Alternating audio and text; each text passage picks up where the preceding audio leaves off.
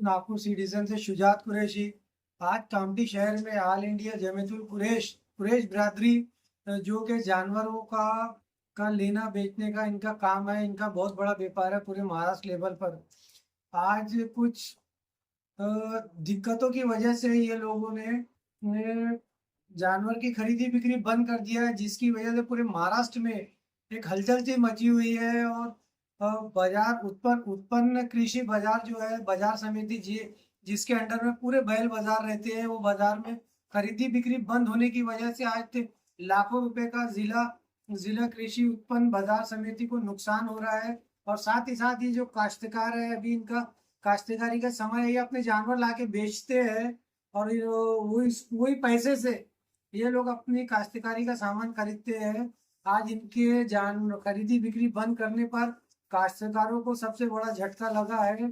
और ये सब परेशानी ये क्यों बंद की है ये लोगों ने, इसकी क्या वजह है, इसके ऊपर इन्होंने एक पूरी की पूरी मीटिंग रखा है कामठी शहर में, जो कि कानून के दायरे में इन्होंने एक मीटिंग लिया है। और मीटिंग में पूरे महाराष्ट्र के कुरैश बिरादरी के लोग आए हुए हैं और उन्होंने वहां पर अपनी बातों को रखा, अपने मुद्दों को रखा। आइए हम आपको अपने चैनल के माध्यम से आपको बताते हैं इनकी क्या मांग है। और ये इन्होंने जो एहतजाज शुरू किए हैं, ये जो हड़ताल शुरू की है, ये कब तक रहेंगी, बेमुद्दत रहेंगी या कुछ महीनों के लिए है, ये पूरा हम अपने वीडियो के माध्यम से आपको दिखाते हैं। तो शुरुआत में इस बात से करता हूं कि जैसे कि आपने बहुत लोगों के मुंह से सुना होगा, काफी परिवर्तन ने ये बात बताया कि महाराष्ट्र में गौवंश का जो कानून है उसको प्रतिबंध लगाया गया था और हम उस कानून का सम्मान करें और हमने पूरी तरीके से उसका पालन करें। लेकिन कैटल ट्रेडिंग गौवंश जो कानूनी तौर पे अलाउड था, वो निर्धारित शर्तों के साथ, तो अब ये हमारा पेशा है। अब इससे क्या होता है कि इस व्यापार से बाजार समिति में होता है, जिसे किसान पशु बेचता है, सरकार को टैक्स वसूल होता है, पूरे समाज इस वैध व्यापार के लिए हम सब जानते हैं। तो किसान खरीदार है, सरकार को राजस्व मिलता है, इनके टैक्स मिलता है, कंपनियों को निर्यात होता है और मजदूरों को रोजगार मिलता है। चार चीजें ऐसी ध्यान रखिए। जब इसका असर आएगा तो ये चार चीजों पे आएगा, तब हमको असर का रिपरकेशन, उसका जो है, जो उसका रद्द अमल हमको उसको प्राप्त होगा। अब हमारा मसला क्या है, क्यों हम यहाँ बैठे हैं, जमा हुए, क्या मसला है हमारा, क्यों हम स्ट्राइक पे जा रहे हैं, क्यों हम इस हड़ताल पे जा रहे हैं। मसला ये है कि पुलिस का जो जुल्म है, असामाजिक तत्व, जिसे पूरी तरह बोला जा सकता है कि बजरंग दल पुलिस के साथ मिलकर जो हमारे समाज पे जो कहर जो बरसा रहे हैं। पुलिस रोज कागजात के नाम पे गाड़ियों की जब्ती करती है, असामाजिक तत्व द्वारा वसूली, धमकी, मारपीट, गैर कानूनी अड़चने, भले ही हमारा सारा व्यापार वैध क्यों ना हो, हमें कानून का पालन किया फिर भी हमें मुजरिम की तरह कटघरे में खड़े करा देते हैं। सरकार का तंत्र जो है निष्क्रिय है और हमारी बिरादरी करोड़ों अरबों रुपए के घाटे में पिछले 10 सालों से करोड़ों के घाटे में, यानी कि जो आदमी समझे कि लखपति है, वो आज सड़कों पे आ गया। तो अब वक्त आ चुका है कि खामोशी तोड़ने का। कि कोई कहता है कि ये कितने दिन चलेगा, कैसे चलेगा, ये सब भूल जाइए। अब तो लड़ाई हो गई है, डू और डाई, यानी मरो या करो या मरो। तो जिंदाबाद जिंदाबाद जिंदाबाद। तो अब वक्त आ गया है दोस्तों खामोशी तोड़ने का। पूरे महाराष्ट्र के कुरैश समाज, नागपुर कामठी से इसकी शुरुआत हुई है। अल्हम्दुलिल्लाह, मैं बहुत मुबारकबाद देता हूँ कामठी वालों को। कामठी की कुरैश बिरादरी ने इसकी शुरुआत की, इसकी आग नागपुर तक पहुंची और इंशाअल्लाह इसकी आग पूरे महाराष्ट्र तक पहुंचेगी।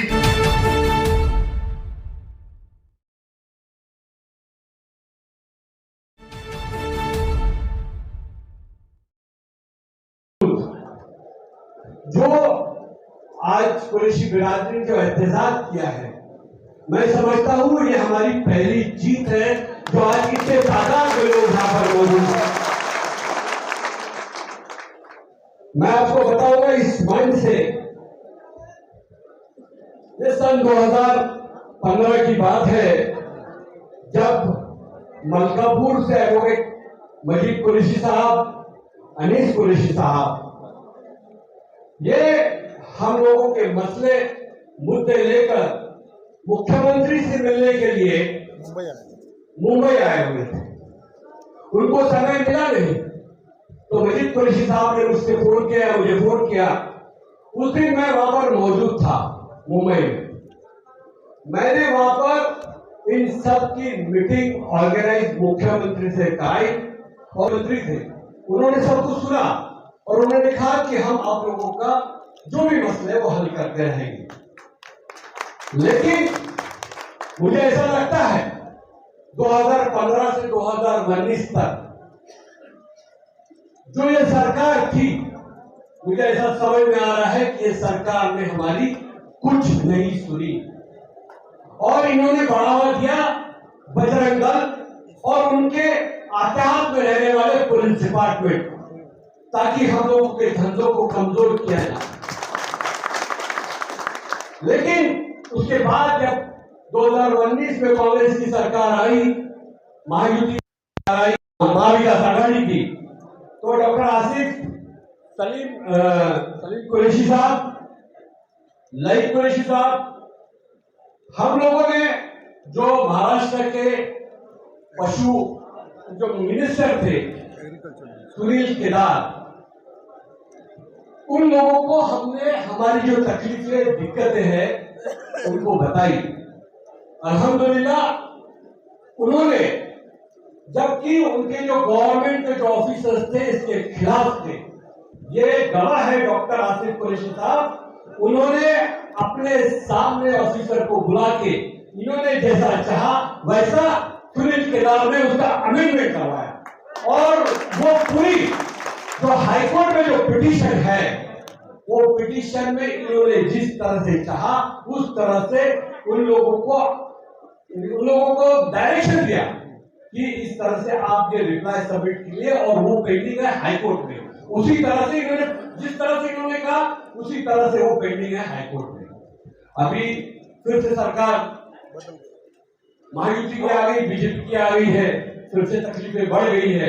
मैं समझ रहा हूं, मैं देख रहा हूं मामूली चीज हो रही है, क्या क्या नहीं कर रही है बजरंग दल वाले। एक बजरंग दल वाले ने तो एक उदाहरण मैं आपको दे देता हूं, उन्होंने नागपुर में जो मार्च में जो कांड किया है, चादर जला के कई बेगुनाहों को अंदर करा है, क्योंकि चादर उन्होंने नहीं जलाई, ये अंदर काम है इंस्टिगेट करना, इसकी वजह से बेगुनाह लोग अंदर हुए।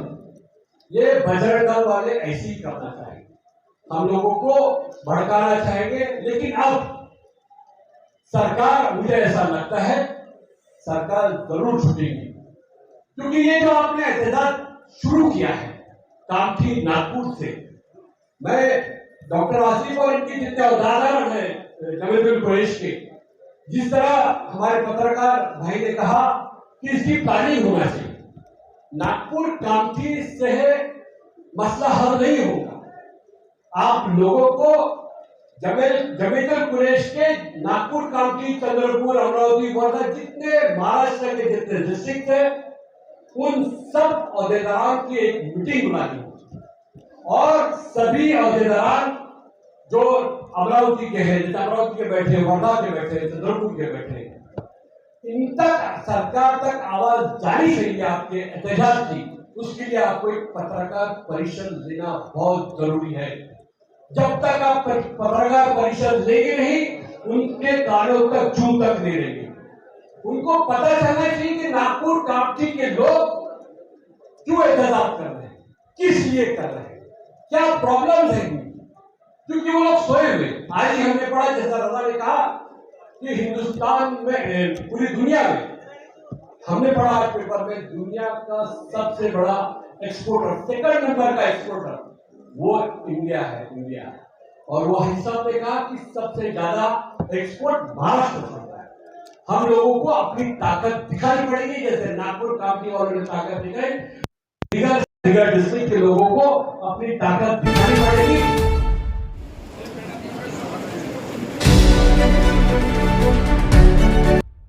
जब हम यहाँ से उठे तो एक फैसला हो हमारे लिए और उस फैसले पर हम तमाम लोग अमल करें, ऐसा एक लाएअमल बनना चाहिए और उसी पे बात करना। बात जो है जैसे ललित भाई आपने कहा कि हमारे जो बहुत सारे कमजोरात नहीं है, लेकिन याद रखो एक बात तो तय है कि हौसले इनकलाब की शुरुआत से ही बनते हैं, और ये भी बात तय है कि किसी भी इनकलाब के लिए चंद लोगों का होना जरूरी है, या चंद मुट्ठी भर लोग कोई भी इनकलाब बर्पा कर सकते हैं। लेकिन अल्हम्दुलिल्लाह सुम्मा अल्हम्दुलिल्लाह कामठी शहर के अंदर आज ये तादाद नौजवानों की वो है जो पूरे महाराष्ट्र के अंदर एक नया इनकलाब बात मुझसे कबल मुकर्रीन ने कहा कि हम अपोजिशन के लीडरान पे ये बात बोलेंगे, पावर के लीडरान पे यहाँ ये बात बोलेंगे। देखिए हमें तो जो अपोजिशन के लीडर है पहले पावर उन्हीं के हाथ में था, सत्ता उन्हीं के हाथ में थी। पहले पिछले हफ्ते पूना में था तो महाराष्ट्र के एक लीडर है राजू शेट्टी, आसिफ भाई, राजू शेट्टी की पार्टी का किसानों का सम्मेलन था, और यकीन जानिए उस सम्मेलन का टॉपिक यही था कि हम अपने जानवर अगर हम बेच नहीं पाएंगे तो किसानों की हालत खराब हो जाएगी। और यकीन मानिए जिन लोगों ने भी, मैं ऑल इंडिया कुरैश कम्युनिटी और कामठी कुरैश कम्युनिटी को मुबारकबाद पेश करता हूं कि आपने ऐसे वक्त बंद किया कि जब किसानों को बोई के लिए पैसे लगते हैं, बीजों के लिए पैसे लगते हैं, और ये आप जो जानवर बेचते हैं उसी पैसों से वो अपनी बीज की बुआई करते हैं, खेतों का काम करते हैं और नए जानवर खरीदते हैं और बेटियों की शादी करते हैं। यकीन मानिए आपका ये 2 महीने 4 महीने का आंदोलन ये बहुत बड़ा इनकलाब लाएगा, जिसका आपने भी नहीं सोचे होंगे। उसकी शुरुआत जो आज आप कामठी से करें, यकीन मानिए कि पूरे महाराष्ट्र में इसकी गूंज जरूर होगी। ये कल से इसका आप रिजल्ट देख लेना इंशाअल्लाह। राज्य पशु संरक्षण संशोधन अधिनियम 1995 के तहत जानवरों की खरीदी बिक्री के लिए हम लोग बैठे हैं। ये आप लोग अपनी बरादरी के लिए बैठे हो क्योंकि आप लोग का ये धंधा है। मैं यहाँ पर वसीम खान साहब सेवा सदन बिल्डिंग खराब। वसीम खान साहब उनसे गुजारिश है कि वो बराए मेहरबानी स्टेज के पास आ जाए, हमारे बहुत मोअज़्ज़ज़ मेहमान हैं और जो लोग पहचानते हैं भाई बराए मेहरबानी उनको आगे बढ़ा दीजिए। वसीम खान साहब। तो मैं आप लोग अपनी बरादरी अपने धंधे के लिए अपने बिजनेस में लड़ रहे हैं, मैं यहाँ पर एज अ कंज्यूमर आया हूँ। मैं यहाँ पर उन लोगों को रिप्रेजेंट कर रहा हूँ जो लोग खाते हैं। आप बात को समझिए, हम लड़ाई लड़ रहे हैं सालों से। हम लड़ाई लड़ रहे हैं कि हमारा कारोबार, हमारा धंधा, बिल्कुल सही है आपका कारोबार आपका धंधा, लेकिन हम भी खाने वाले लोग हैं भाई। हमको जब तक आप लोग भरोसे में लेंगे नहीं, पार्टी बनाएंगे नहीं, कि सरकार सुनेंगे नहीं, तो मेरा ये हम जीतने वाले हैं, हम जरूर जीतेंगे इंशाअल्लाह। अल्लाह ताला हमारी जो यूनिटी है, हमारी जो मेहनत है, उसके देखते हुए हमें जरूर कामयाब करेगा। और आप लोगों को मैं आज ही इसका नतीजा आप लोगों के बीच में रखना चाहता हूँ। जिस तरीके से यहाँ लोगों ने बताया कि कुरैश जमात के बाद में उसमें सब अलाउड था। बाद में 2015 में काऊ को स्लैटिंग शुरू से बंद है, लेकिन 2015 में जब बैल पर पाबंदी लगाई गई तो मेरे जितने भी वहां पर नेता थे आपके सोकोड़ा, किसी ने भी हिम्मत करके नहीं कहा कि सेंसस कराइए आप पहले लिविंग स्टॉक का, लाइव स्टॉक का, कि कितने जानवर है और ये किस रिपोर्ट से आप लगा रहे हो कानून। इन लोगों ने आर्बिट्रेरी लॉ बनाया था, एक मनमानी ढंग से कानून बनाया गया था, जिसकी मजम्मत आज इस फ्लोर से करी जानी चाहिए। मेरा ये कहना है, जो कानून आप लोगों के खिलाफ बना दिया गया बिना किसी चर्चा के, जिसकी वजह से, लेकिन उसको पेंडिंग में रखा गया था 1995 से 10 साल तक। प्रणब मुखर्जी ने, मैंने बताया, साइन नहीं किया था उस एक्ट के अंदर में, लेकिन कांग्रेस पार्टी ने उसको वैसे ही रखी। वो एक्ट को कानून कब बना? जब प्रणब मुखर्जी ने उस बिल पर, पहले बिल